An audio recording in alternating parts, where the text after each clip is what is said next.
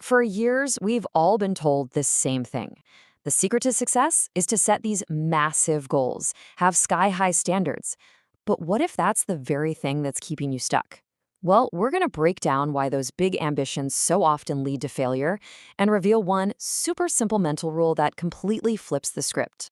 Okay, I know. This sounds totally backwards, right? It goes against pretty much every motivational speech you've ever heard. But this one idea, as counterintuitive as it seems, is actually the key to unlocking real, consistent action.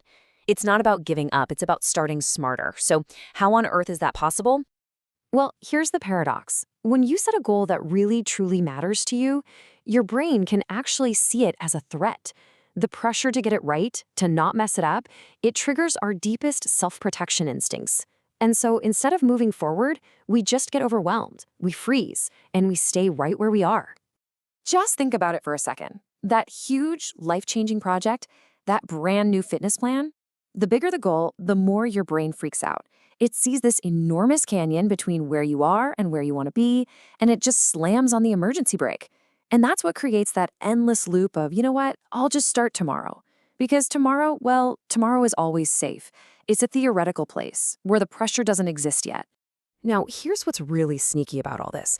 It's how our brain sabotages us. It's not through obvious stuff like, bad habits. Oh no, it's way more subtle than that. It uses things that seem smart, that seem responsible, as a brilliant disguise for procrastination. It tricks you into feeling like you're making progress when all you're really doing is hiding. Does this list look a little familiar? All the planning, the researching, watching just one more tutorial video. I mean, these things feel so productive, don't they? They feel like you're moving forward, but you're not. They are just sophisticated ways to delay, designed to keep you in that safe, comfortable world of theory and far, far away from the messy reality of actually doing the thing. And this is the little voice in our head that fuels the whole thing. This sentence right here is pure poison. We tell ourselves we're just waiting to feel ready. But here's the absolute truth. Confidence, clarity, and motivation, they don't come before you act. They are the result of acting. Waiting to feel confident before you start is like saying you won't get in the car until you've already arrived at your destination. It just makes no sense. So how do we actually break out of this loop? Well, it's not with more motivation, and it's not with a better plan.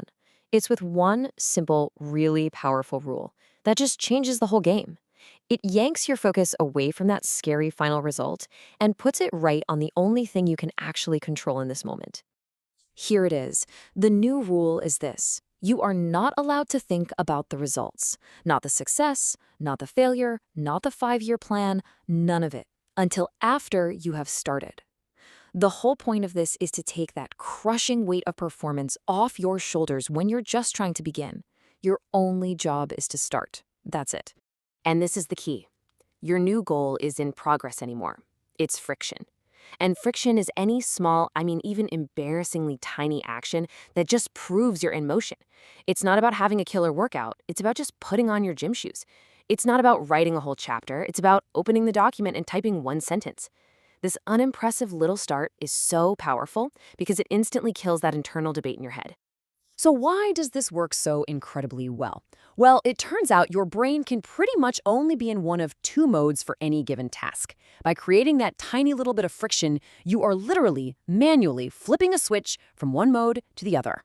And here's the difference. On the left, you've got thinking mode. It's comfortable, it's safe, and it's filled with just endless debating. But over on the right, that's execution mode. The second you take that one tiny action, bam, reality has entered the room. The debate is over, that constant noise in your head, that loop of should I or shouldn't I, it just goes silent because you're already doing it. Okay, now this is the part that can feel a little uncomfortable for us because the biggest thing stopping us from starting often isn't laziness at all. It's pride. We have high standards for ourselves, right? We want to do things well right from the jump. But that pressure to be perfect from the get-go is the very thing that paralyzes us. The thing is, we have the path to excellence completely backwards.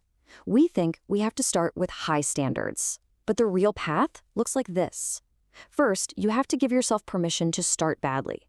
Then, that bad start creates a tiny bit of momentum. And it's only after you've built up that momentum that raising your standards feels natural and totally achievable, instead of just terrifying. And when you start applying this rule consistently, something really incredible starts to happen.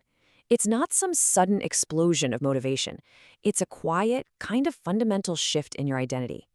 Action slowly stops being this thing you have to force yourself to do, and it just becomes something that happens. This shows that identity shift perfectly.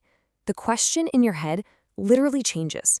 You stop waking up in the morning and asking yourself, ugh, do I feel like doing this today? That question just evaporates. And instead, it gets replaced with, so when am I starting today? It's not a question of if anymore, it's just a question of when. The decision has already been made. And that right there is the ultimate goal, inevitability. When an action becomes inevitable, you don't have to drain your willpower negotiating with yourself every single day. It just happens. It's like brushing your teeth. It's just part of who you are now. It's just what you do. Consistency is no longer a struggle. It becomes the natural outcome. So I'll just leave you with this question. Imagine if, just for the next week, you took all the pressure off. No pressure to finish, no pressure to succeed, no pressure to be perfect. What if the only thing that truly counted was that you started? Your life might not look dramatically different on the outside, but I promise you, inside, everything would feel different. And that feeling, that's exactly where real change begins.